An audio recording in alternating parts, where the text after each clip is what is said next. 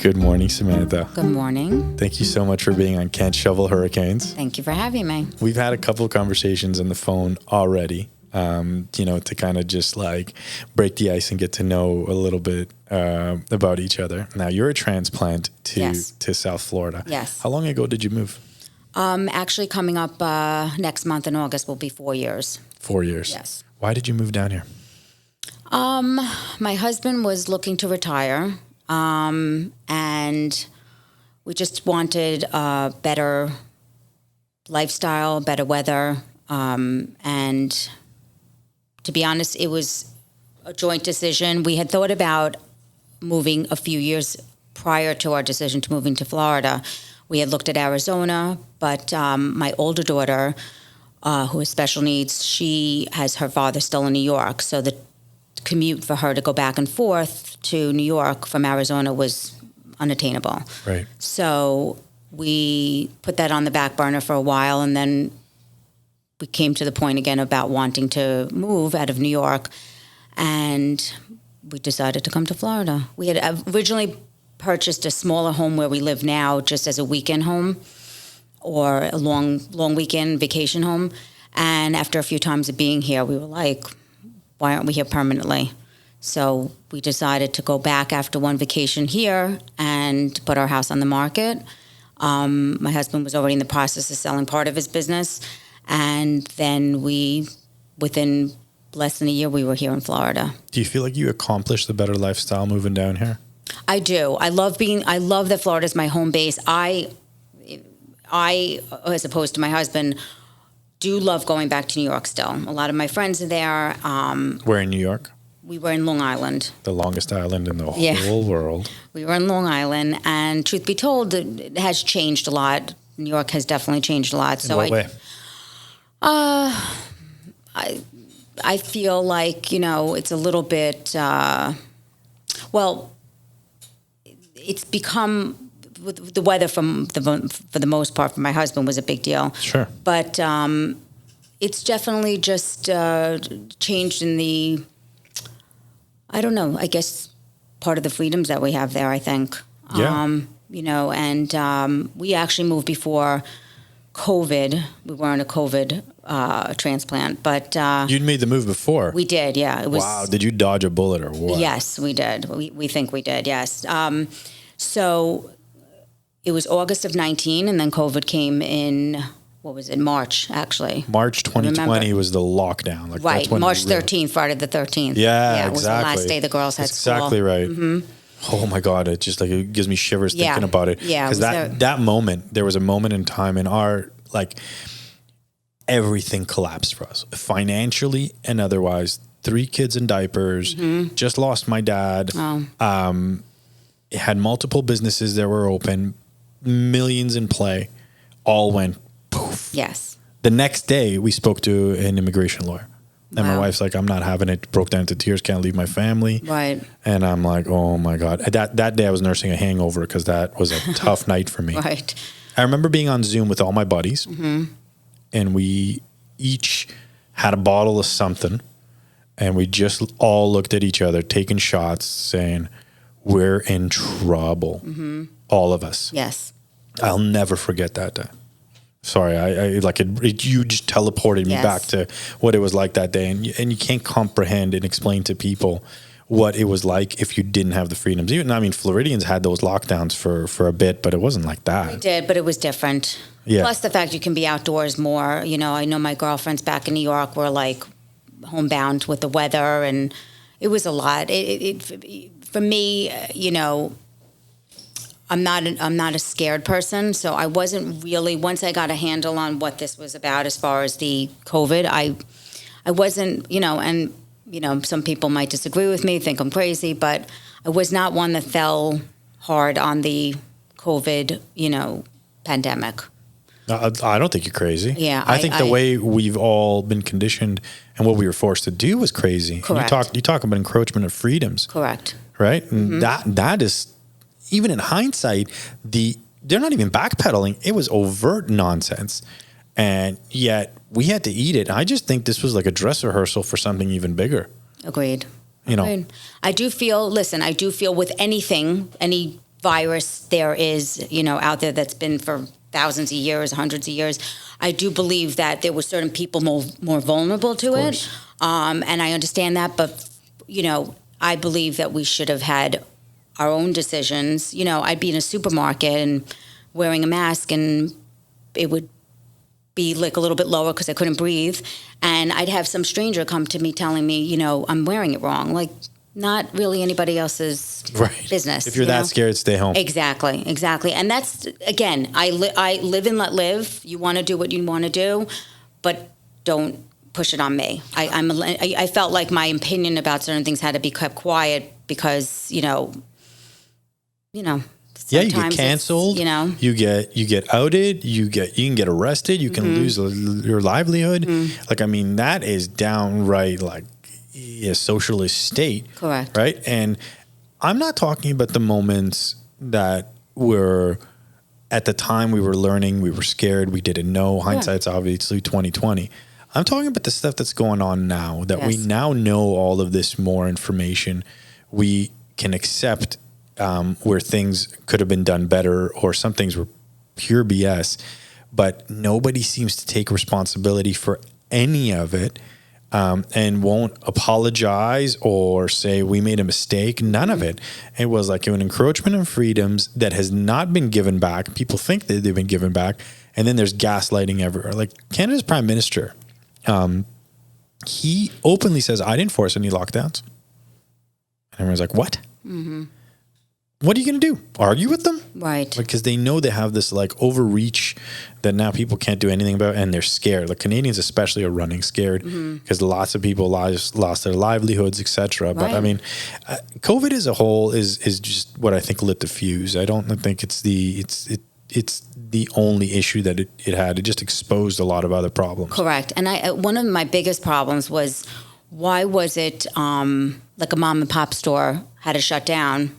I find that interesting, as opposed to like Walmart or Target or a liquor store, for that matter, was able to stay open. So, not to be Hypocrisy. funny, not to be funny about it, but does the COVID know not to go into the mom and pop store? Like, it doesn't make sense to me. There was eating COVID, non-eating COVID. There was stand-up COVID, non-stand-up COVID. I was one of those small businesses. Luckily, it wasn't my prime business. I had a business that I lost, almost $1 million on as a small business, right? Because it wasn't deemed essential. But I could have gone to Costco, no problem. I could have gone to a Maple Leaf game, a Raptor game, no problem. Face diaper on, you're good to go. Right. Yeah. I just feel like things didn't make a lot of sense. Right. And, so it was good for us to be here at that. It was prior to it starting, so we had no idea it was coming. But, yeah, there were... Go ahead, I'm sorry. What were you going to You said you had a special needs daughter. Yes. And my wife works in the special needs space, specifically in the autism and behavioral. And I know that a lot of people have actually come down here. And New York has some really good supports, depends on what you need. But like, has life become a little bit easier with a special needs child in Florida than it was in New York, or the other way around? I found a bit of an adjustment for her in the sense that we had a lot of weekend programs for her as opposed to not having them here. So that was a harder adjustment, because on the weekends it was all on me to entertain her and take her places, and she just comes with me on errands, and she likes to walk up and down the supermarket aisle and CVS, and that for her is an event, and she enjoys it. But I wasn't able to find any weekend programs that made sense for her. She was very busy in New York with that. But in the big picture was when she turned 18, which was this past November of 22. I had put her on a waiting list for a group home that's 7 minutes down the road from my house, and it's at a place called Jark. And a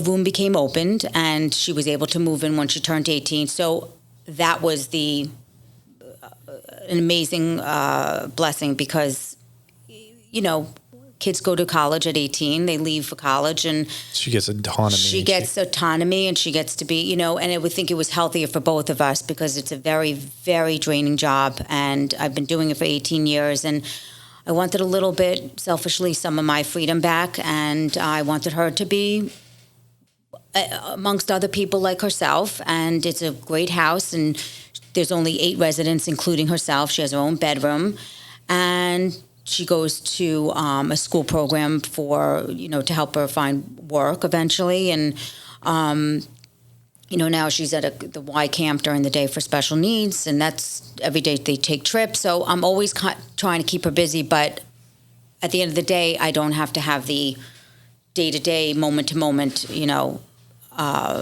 time with her. So having these sorts of resources available for you in Florida, was that one of the reasons you wanted to move down here? No. That came into play about a year ago. So just a happy coincidence? Happy coincidence. That didn't. I was trying to figure out what would become after 18. As they get older, it becomes a lot harder. When they're in elementary school, there was always something for her. She had a wonderful program in Long Island where we were. She had weekend programs, but as they get older, it becomes, and I'm a planner, and as I'm thinking ahead, one day I'm not going to be here. Her father won't be here. My husband won't be here. And, I didn't want my daughter with my husband now, Tatum, to have that responsibility that I've had for 18 years. I wanted her to be able to see her and spend time with her, but not have the full-time responsibility. So I was looking for a very long time for something that would obviously be good for her. I would never put her anywhere that I didn't approve of. And this fell into my lap, through friends that recommended and connections, and it just worked out perfectly. So that's one of the things I'm very thankful for coming to Florida. You coincidentally have a educational background in special education. Correct. Did that help you along the way as you were? No, not really. It's a very different. As far as logistics with paperwork and IEP meetings, yes, that was definitely like they would offer me a parent advocate. What is IEP? IEP is an individual educational program or plan. It basically is a meeting you have with the school that they're in to set goals for the year. And then you have a reoccurring meeting at the end of the year, and you go over the goals. Have they been met? The teachers have to, structure it so that we can go over everything and see how things are coming along. Every child that's deemed qualifying for programs and services, they have an IEP. Were you born in New York? I was, yes. Okay. Born and raised. Were your parents born in New York? My mother was born in Puerto Rico. My father was born in New York. Wow. Where in New York? Where was I Did born? they live? Oh, yeah. Well, we were in Queens growing up. I was in Queens till I was about 20. What was it like growing up in New York? It was good. For me personally, growing up, I had a horrendous childhood and a horrendous home life. But living in New York, why? Was because I grew up with two parents, unfortunately, that are extremely narcissistic. I believe sociopathic tendencies, and it was a very chaotic home life. I didn't know it at the time. When you mentioned gaslighting prior to something else, it was like that's like should be my middle name as far as. Sorry, I don't mean to laugh. No, it's okay. It's been a long road. It's been a very long road. It's a lot of trials and tribulations, but I've worked on myself and went through a lot of therapy and good friends and my husband and it's always a work in progress though. I do not speak to them anymore. It's been 10 years. That was the turning point for me to get well. Have they tried to reach out to you? Not in a productive way. They've tried to reach out to me, with threatening phone calls. They, a couple months after I cut ties with them, I got a lawsuit in the mail that they were going to sue me for grandparents' visitation. So that was a whole disaster, even though I came out at the end winning. It was a terrible... I've never heard of that. Yeah, well, yeah, most people don't. It's very crazy. They're very, very unwell people. Is that something you're open to talk about? It sounds to me like you grew up in definitely, an abusive absolutely. home. It's interesting.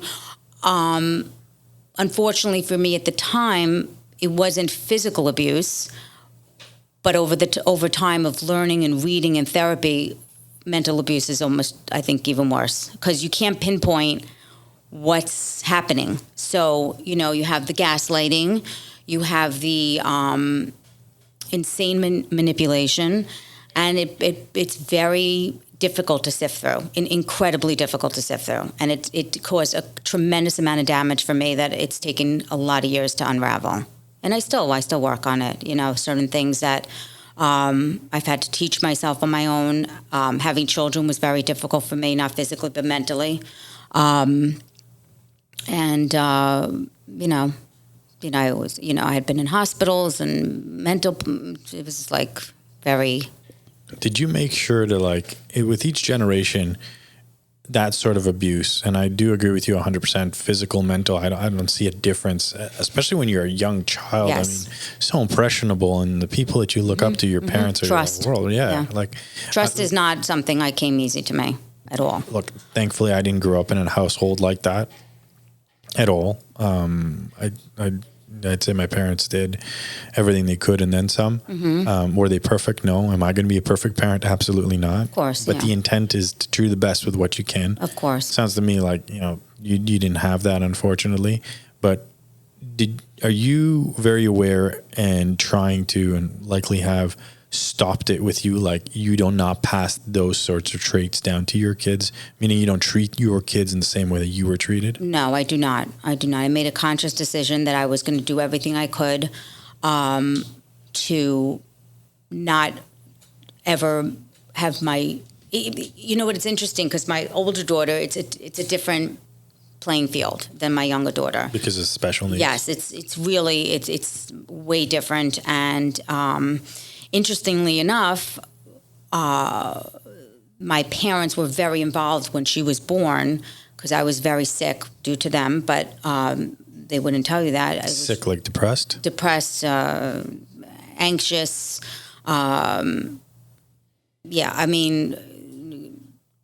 Extremely uncomfortable in my own skin. I barely could function.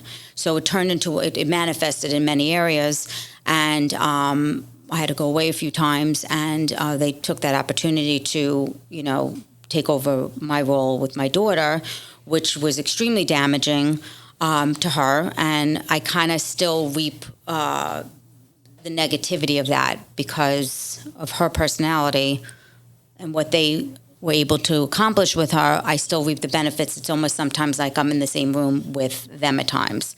So I have to be compassionate to her, but I also need to protect myself as well. And that's from the small time that they had It was spent. a lot of time, though. It was, they made, I had to go away a few times, and they took that responsibility away from me. They even tried to take that responsibility away from me when I was present. So it was always an uphill battle. What's the relationship between your parents? What's that like? Horrible. From day one, from the minute I knew they existed, and as a child, when you have parents, and I guess about 4 years old, they absolutely horrible. And they're still together. Yes, they're not exactly together now because my mother happens to be in a facility now, and my dad is living in an apartment that they moved into. They actually moved down to Florida, but in Orlando, probably a few months before I moved down, just coincidentally, nothing to do with me. So. I mean, I hate to be like this, and maybe some people may not agree, but it doesn't matter to me. They got what they deserve. They're miserable human beings. First of all, you are entitled, because nobody's been in your shoes. Correct. And lived your life to say whatever the fuck you want. You are. No, I know. I agree with that. Thank you. The trade-off to that is that, and this is where I think a lot of people fall apart in their own world, is they don't want to claim responsibility when things don't turn out the way they want them to turn out. And yeah, you can always blame somebody else, and you can always point to something else. But at the end, the only person that you got is you, right? So when you start to claim responsibility and you talk about therapy and work on yourself and, doing whatever it is that you have to do, it doesn't matter what somebody else did to you at the end. It's what you are willing to do to regain your own acceptance, your own your own life. So are you going to have anger and resentment? Clearly you do. Yeah.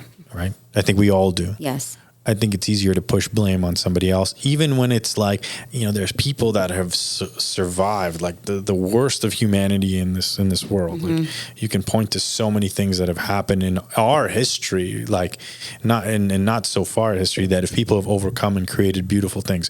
I don't blame the other people that have, turned the other way, because they were emotionally, physically damaged. Yes. But we do have something that we can hold our own. Like we have to take responsibility for what it is that we do. Mm-hmm. Seems to me like that's what you're doing. Yes. What kind of stuff are you doing to protect your own self-worth and mental headspace?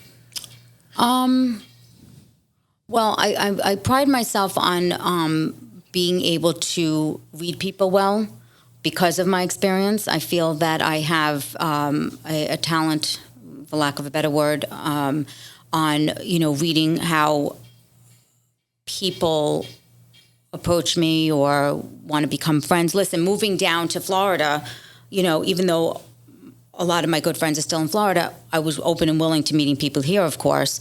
But I'm more guarded, but not in a snobby way. I'm more guarded in a way that, like, I will definitely be open to meeting people, but the moment I sense that there's ulterior motives or give me an example. What are you worried about? What am I worried about? I encroaching on my space or encroaching on my or basically getting to the point of telling me what I'm going to do, when I'm going to do it, or just taking advantage. I'm very sensitive to that, and I don't. I always used to say I'm sensitive to that.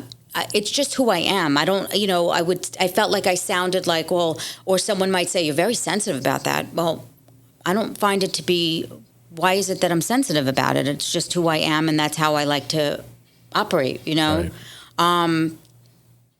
Everybody has sensitivities to things. I have my own, and I own them, and I don't apologize for them.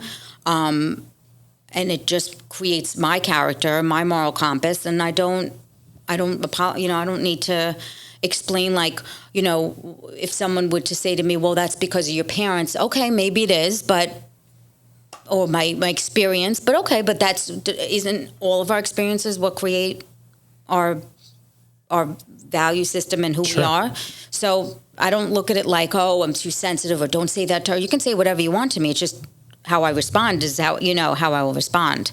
Right. And I think I'm fair, and I feel like I don't as we get older, I don't have time for bullshit, if I can say that. You can absolutely okay, I don't say whatever you want. Yeah, I don't have time for that. I want to be surrounded by people that I can learn from, and meet, like you said about coming on a podcast, meeting people, talking to people. I enjoy listening to people's stories. I enjoy being able to give input and, if asked, my opinion. And I just love to hear about, that's why I love to travel. I love to see how people live. And it's very interesting to me, their cultures, their food.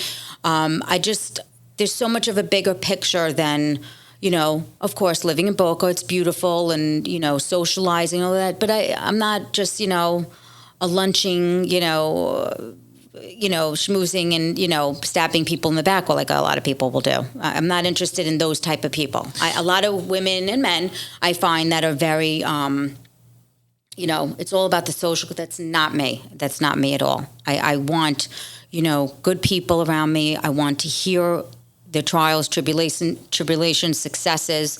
I root for my friends. I just want to enjoy and be, free-spirited. Sounds to me like you've obviously encountered quite a bit of trauma and drama, mm-hmm. but you're actively, maybe you're not doing it consciously, but looking to help people Yes. that have been in your situation, and you might be a little more sensitive or even hypersensitive to the stuff they say, because you can spot that person who's gone through abuse Correct. and challenges. Correct. And you want to be there for them just Yes. because like somebody wasn't there for you. Right. Well, I always say be the person you needed when you were younger. Right. If you had to go back, to your younger self, what would you tell that girl?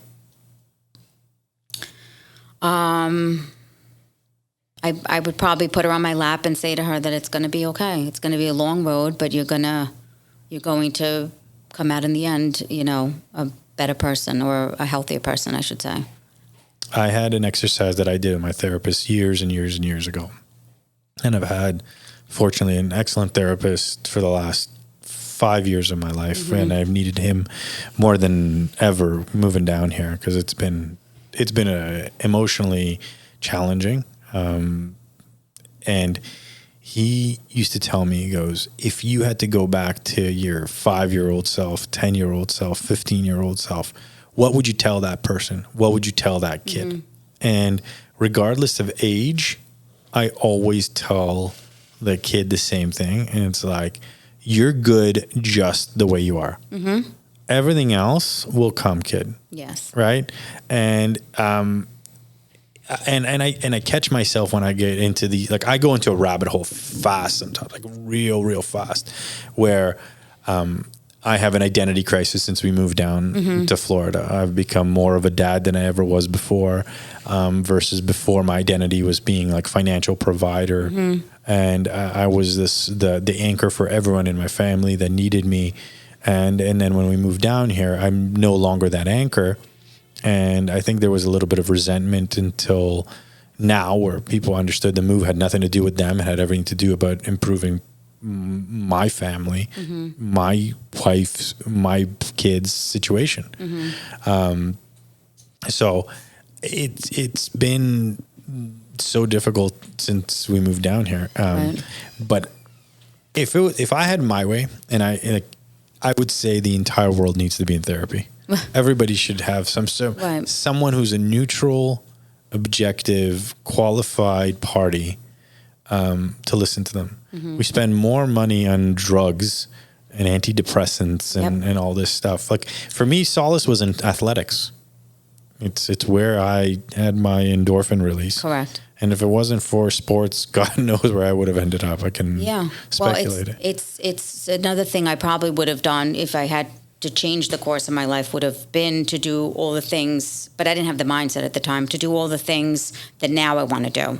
I wasn't able to stay away at college because I couldn't function. I wasn't able to function. You mean you were that low and depressed? Yes. Okay. Yes. And I couldn't get a good job that I want. Like, all the things that I wanted to, I never did well in school. I couldn't concentrate. There was too much chaos. You have a master's degree, don't you? I did, but it was later on that I started to put the pedal to the metal, and right. I started, I guess, when I found something I enjoyed, I was able to concentrate a little bit better. But I definitely would have traveled, lived on my own. I went from living with my parents to getting married the first time. It's been just constant, dependency. And I really am quite independent now mentally. So I would have loved to apply that to, having all the experiences that I want to try to do now. Back then, when you're on your own and you're free and you can, accomplish more, you don't have responsibilities. It's much easier. It's a common thread, I'm sure, with most people to be able to go out there and conquer the world, and before you settle down, have other responsibilities. When I was done university, I backpacked for nearly 4 months after that, mm-hmm. and I tell people I probably learned more about life in those 4 months. I'm sure than I did in the 4 years I did my undergrad. Yeah. And I was not the studious type. Okay. Like, you're getting me to sit down in the classroom. I'm not stupid. Well, I think that, and I do think that living life is are better experiences than sitting down. I feel a lot differently about that now as an adult than I did when, I find that a lot of people follow the blueprint of life, sure. And I don't that's somebody else put together. That's someone else. When you say, oh, they're doing this, or they're wearing that, or I always wondered who they are. It's. I like to do things to the beat of my own drum. I don't subscribe to the blueprint of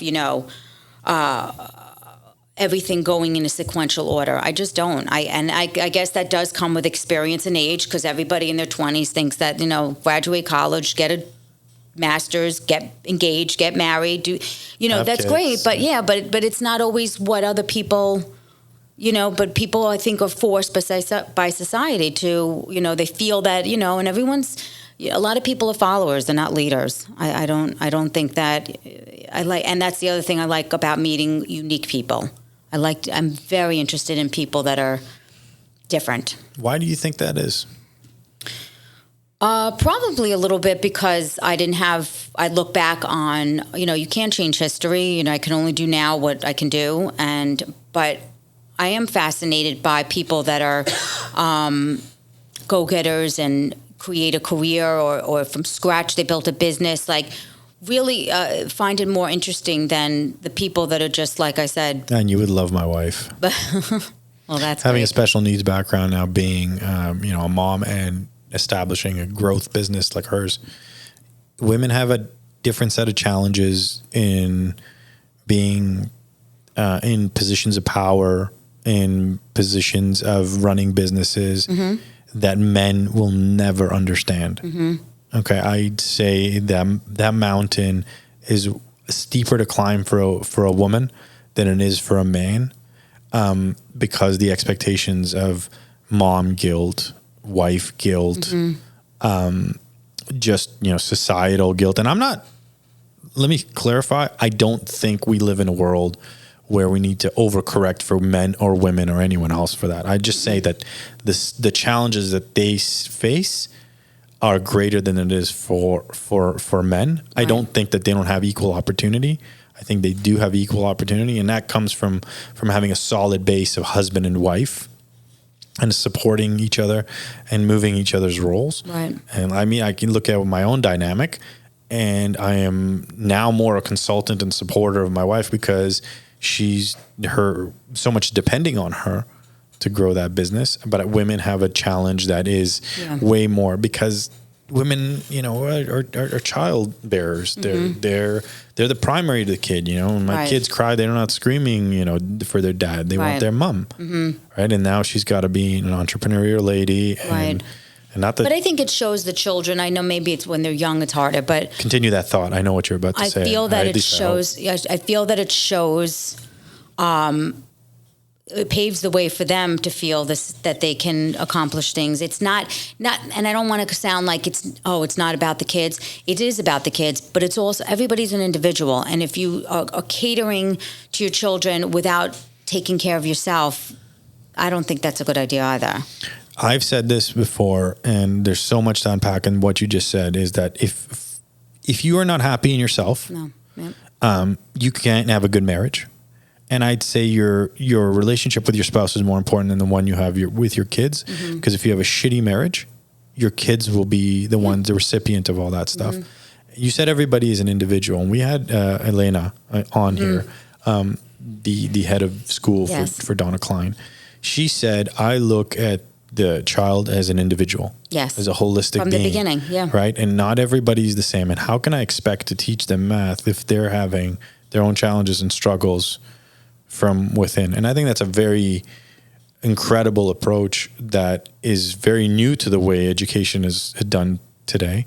It's a much more challenging, it's more resource draining, but much more important approach for the way things are being done now. And you said about it's for the kids. I'm a father to 2 girls and a son. And I think that the move has caused some adversity for the kids and change.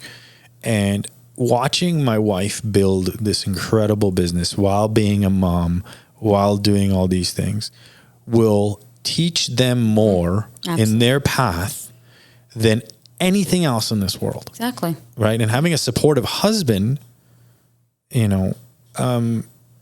will also show them a lot. And my relationship with my wife is something we are very aware of because I'm very careful about being a strong male figure, but not a dominant one. And that's a challenge for me because I'm a dominant person. I understand. Okay. And that's just the way I am. I still believe in that dynamic, and I think it's important for a marriage. But I think my kids will learn.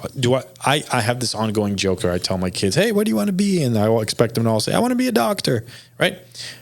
And my wife's like, you can't do that. I'm like, sure I can. I'm not wishing them. They don't have to be doctors, but I'm wanting them to do something that adds value to society, in the meantime helps people and makes them financially stable. Mm-hmm. But am I going to force it? No, I don't care whether they become doctors or painters or whatever. I just want them to do the best in what they can do. And I love teaching them the entrepreneurial spirit. I think money's not taught in schools enough. No, and life skills. I mean, you know, it's funny with my older daughter who's special needs, they focus on life skills. It's like, well, we all need life skills. And everyone is so fascinated and attached to what school you're going to and what camp you go to. And oh my God, I didn't go to camp. I went to sleepaway camp, but it was a great, right. And I went to sleepaway camp. It was a great experience. It got me out of my house for, at the time, it's 8 weeks. That must have been so liberating for you. Yes, it was amazing. It really, really, I felt like I could be, I didn't know it at the time, but I was more myself, even though I struggled socially. And I cared way too much about what people thought about me. But I was young. I can't blame myself for that at the time. You know, you can't blame yourself when you don't know, you know, what you don't know at the time. I'm sure you learned this in therapy. You got to give yourself some grace. Thank you. Seriously. Thank you. No one's going to beat the shit out of you more than you beat the shit out of you. Because I know that's like for me. Yes. So I got to catch myself and be like, oh yeah. If I had a friend and I was talking to him the way I talk to myself sometimes, that person would not be my friend. Right. So stop being such an asshole to yourself. Right. No, totally. It's like the term "put the bat down." Like it is what it is. I never heard that. That's good. Yeah. So I don't. You know. Wow. When you spoke about the transition with your children, my younger daughter, we moved here. She was going into, I believe, the 4th grade. She has not had an easy time here at all. So it's been very difficult. I don't know. She just hasn't met. Listen, she did leave a good foundation of friends there. That is not easy, and I feel we both, my husband and I, feel horrible, and it's not really gotten that much better. So she is moving. She did attend Donna Klein for the last 3 years, and although I love the school, it's not for her. She's she's very social, she's very outgoing, and it's a smaller school. It's geared, I think, more towards possibly, you know, kids, you know, that are better in a smaller environment, I suspect. But it wasn't working for her, which is fine, and so we're moving her to a different school, and we're going to see how that goes, and I'm hoping, fingers crossed, that she likes it. What about her like social activities outside of school? What is she into? She loves tennis. She was playing for the tennis team at Donna Klein, and she's getting really good at it. And we give her private lessons, and she has a great coach. We love him, and clinics, but it wasn't enough. I found she was very. She's social. She probably wants team sports. Right. Well, that.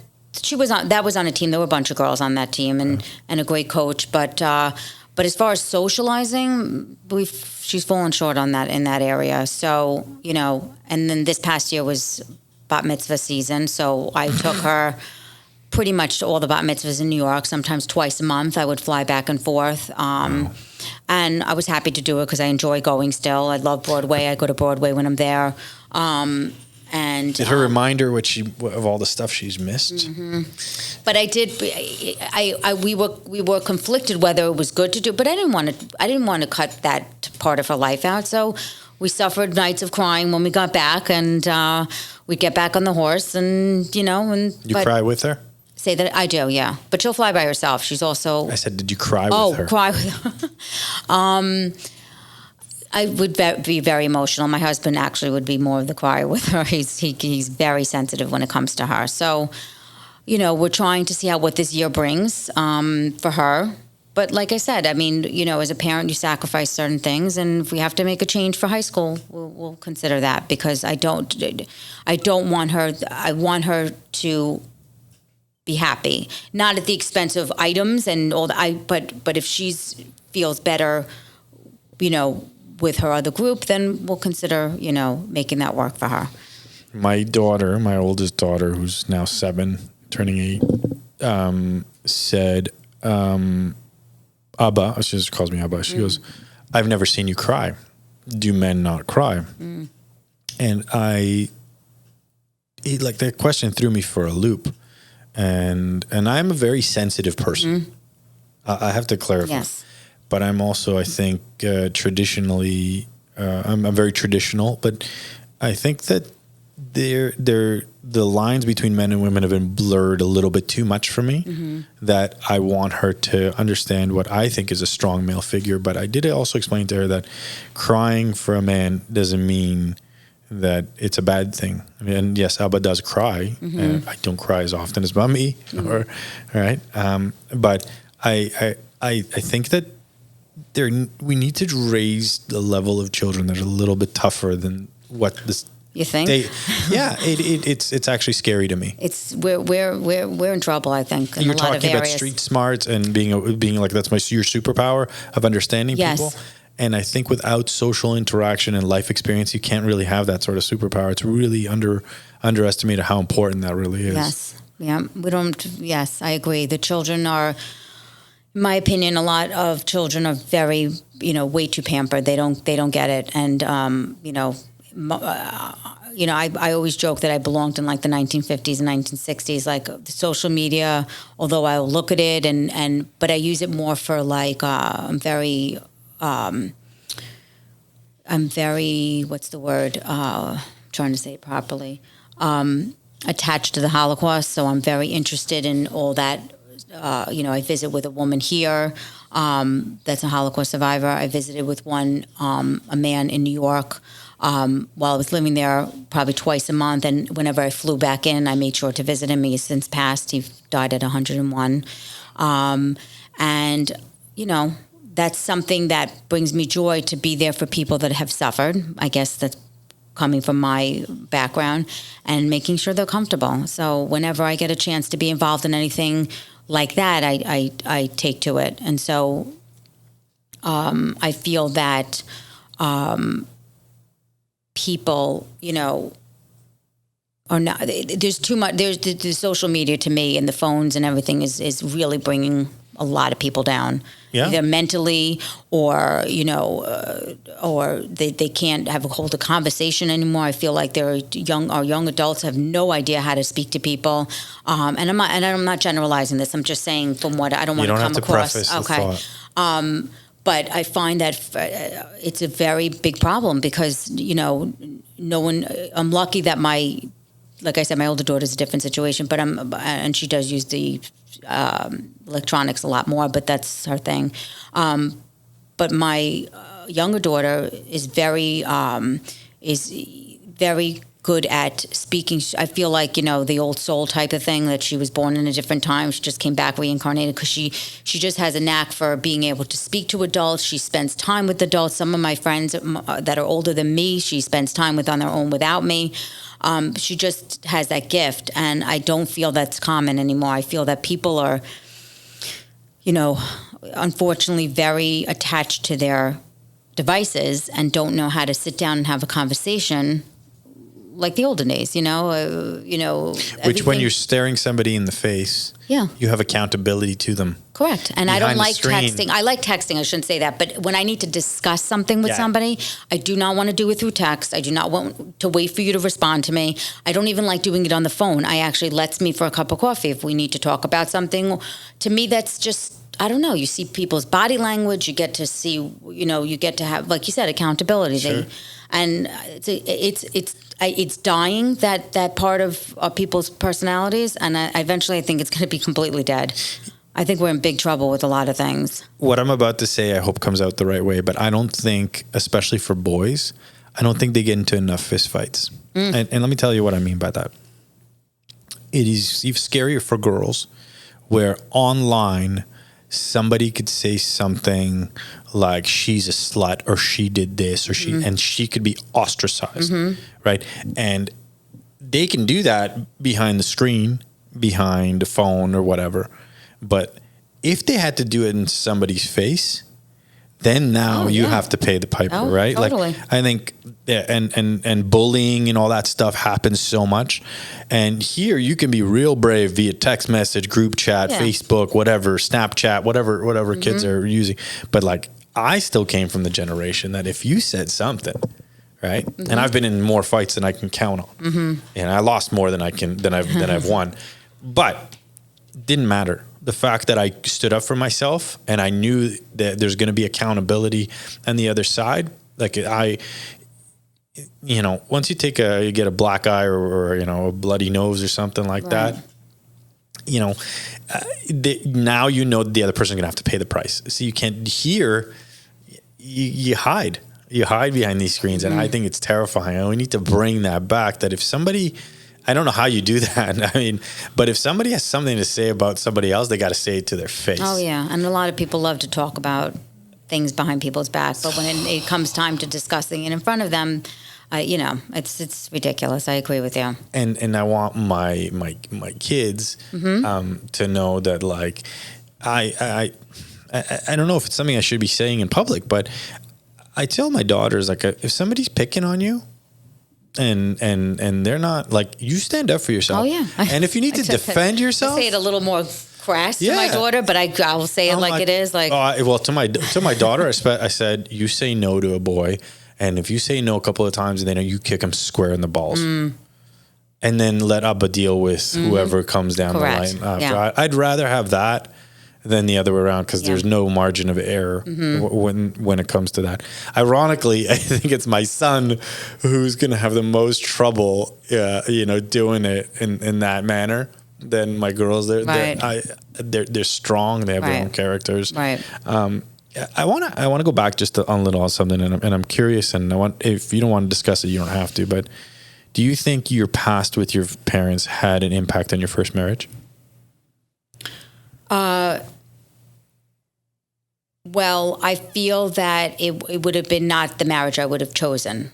I probably would not have gotten married at the time and we have a nice relationship, and we're friends, and we that's cool. Speak well to each other, but I wouldn't have, if I was the person I am today, I would not have chosen that marriage. And do you think that adversity, and now that you're on the other side of it, has made you a stronger, better person? The marriage? Not only just the marriage, I'm just talking about your relationship with your parents, and obviously going through a 100%. divorce, that comes with its own trauma. Yes, yeah. I don't know how traumatized I was. It was kind of more of a relief, and I was not. It didn't take me really long to get past that.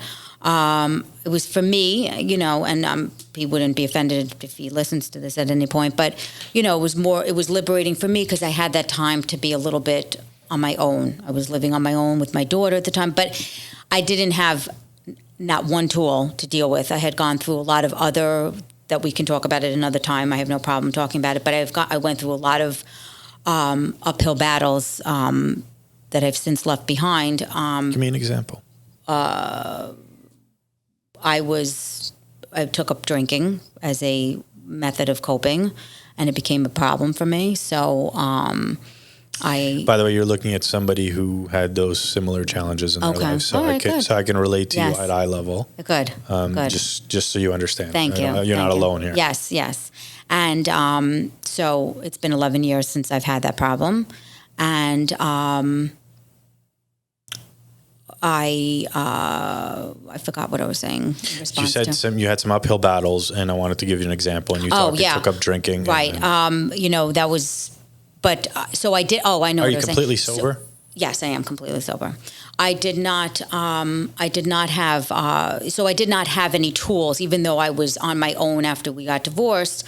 It was not near. I was not even close to the person I am today. So I was really. It might have had a tinge of like, okay, I'm free of that right now, but I was a prisoner of so many other things. So. I was only with the alcohol and nothing else, but a prisoner of my mind, I should say. I was a total prisoner of my mind. It was horrendous, some of the things I had to deal with. So, and then having my daughter, my first daughter with my ex-husband, it's funny, I always loved babies, and I always loved taking care of babies and babysitting, but when I had my own daughter, it was a total shock to my system, and I had things come up for me because of my relationship with my mother, or lack thereof, that led me to a dark place that was very frightening for me. I probably should not have been around her for the first couple of years, if maybe I'm a little exaggerating for the amount of time, but it was a tough situation for me with her. I had a lot of, people are like, oh, you had postpartum. It wasn't postpartum depression. It was a lot more severe than that. It was like a psychosis that I was going through because of my history, and I did not know how to handle it properly. So, did you ever confront your parents about all this stuff? I think towards the end of our relationship, which they didn't know was going to be the end, they didn't hear anything I had to say. Everything was every single conversation I had to double check everything. It could be, the criticism, the putting me down. My mother completely did not, looking back on it now, I have a better understanding of what occurred. But as a little girl, I had no idea. But there was no relationship with my mother. There was no hand holding. There was no hugging. There was no kissing. And then on top of that was, you're no good. You can't do this. You're not smart. You're fat. You name it. It was constantly, and then they both had their own lives going on, even though they were together. And I have an older brother who I'm not in touch with because he kind of turned out more like them, and I needed to detach from all this toxicity. But we were very close growing up. There was just a tremendous amount of, it was a battle. Every day was a battle. And it changes you. I've read up on it. I read a lot of different articles, and it's like I'm reading my own life, and it actually does change the chemicals in your brain. It changes the dynamic of the wiring of your brain. So to have to take that and unravel it, rewire, it's a big job. It's a big job with 2 steps forward, 5 steps back, and I feel lucky that I always joked, I have a tremendous amount of self-awareness, which kind of sometimes is annoying, but it's at the end of the day, it's very beneficial because I can check myself. I can understand why. And again, I used to be so sad about having a feeling about something, and now I'm not like that anymore. I feel like I'm entitled to feel this way, as long as I'm respectful and I try to explain myself, or if I'm going through a period of time that something bothered me, I should be able to speak. I really never had a voice, so it was always difficult for me to express myself. They never wanted to hear anything about anything. No interest whatsoever. What would you say to somebody who's going through or gone through the same struggles that you have, and now it seems like you're on the other side of it, but with constant work? Mm-hmm. What would you tell that person? Well, I would tell them to the best of their ability to slowly detach from the person. When they say a spouse or a boyfriend that is a narcissist, or a person that you're dealing with that you have this situation with, I understand that is difficult too. But when you come from birth, and that is your foundation, it totally rocks your world. Like you cannot develop properly in that environment. So mine was harder because it took me till I was 38 to say I'm never speaking to you again. I couldn't do it before that. I just couldn't. And I wish I did, but looking back, I just couldn't. I didn't have the tools to do it, and I had to get to a certain point where I had to do it to survive. I really do believe I'd either be dead or severely impaired in a mental institution had I not changed my life. I do believe that. Whoa, that's a lot of stuff, and I don't even know if we scratched the surface. No, but I can definitely, there's a lot more to talk about. For sure. You're a fascinating person. You're also very, very brave and kind, and the fact that you took the time to speak to me and you shared with me, and you don't know who's listening on the other side and how they're absorbing and how they're helping. Yes, and that's my goal. That's one of the reasons why I was You should have a podcast. You really should. We'll say, but I enjoy right now speaking with you. Thank you for taking the time. Thank you. I wish you a great weekend. Thank you. And we will reconnect. Absolutely. Thank you so much. Bye. Okay.